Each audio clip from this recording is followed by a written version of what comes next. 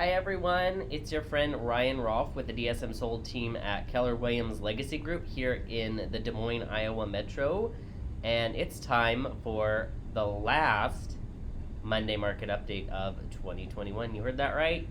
Only a few more days and we will be in a brand spanking new year, and here we are. So as we finish out the last week of 2021, here's what happened in the market over the weekend.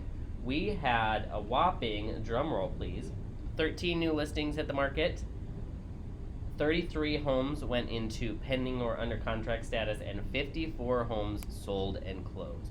Now, those are much lower than we've been seeing as a normal weekend of what's happened in the market, and yet it was the Christmas holiday, so that's to be expected. There's not as much happening around the holidays. Again, in a seasonal market as well, but just with everybody spending time with family and friends and businesses and the like, many of them being closed over the holidays or having shorter hours. The same thing happens in real estate. We slow down a little bit. Again, to be expected.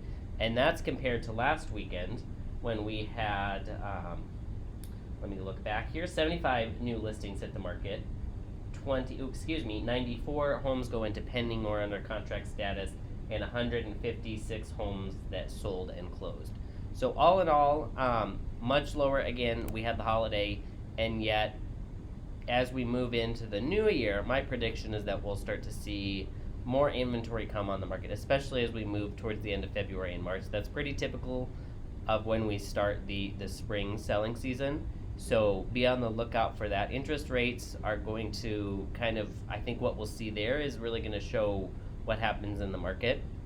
The higher interest rates are, the less potential buyers may be looking, and yet buyers that had trouble this last year or are just tired of whatever their situation is, especially with COVID still ongoing, may be back in the hot seat looking to buy. So it's anyone's guess what will happen in the market. The overall industry-wide expectation is that we'll see something somewhat similar to this last summer. My hope, at least here locally, is that we have more inventory on the market. So maybe still a seller's market, and yet hopefully more options for buyers that are out there. Because I can tell you it was tough this past summer and spring. And yet, if that's what happens, what I can tell you is that we will be prepared to help our buyers make the best, strongest, most educated decisions on their buying preferences when we're making offers on a home and when we are potentially competing against others.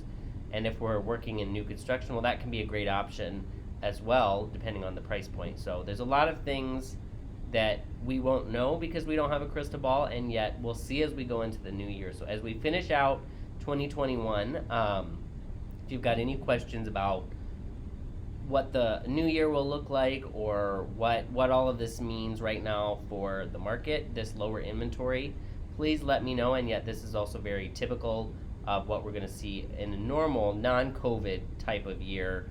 Last year I think was an exception of what we would normally see, as things kept pretty steady. However, if you looked back, I bet you would see a similar slowdown around this time of year as we're in the holidays. So if you've got questions on this week's Monday market update or any real estate questions in general, what does it take to buy a home? What does it take to sell my home? What does it take to buy a brand new home?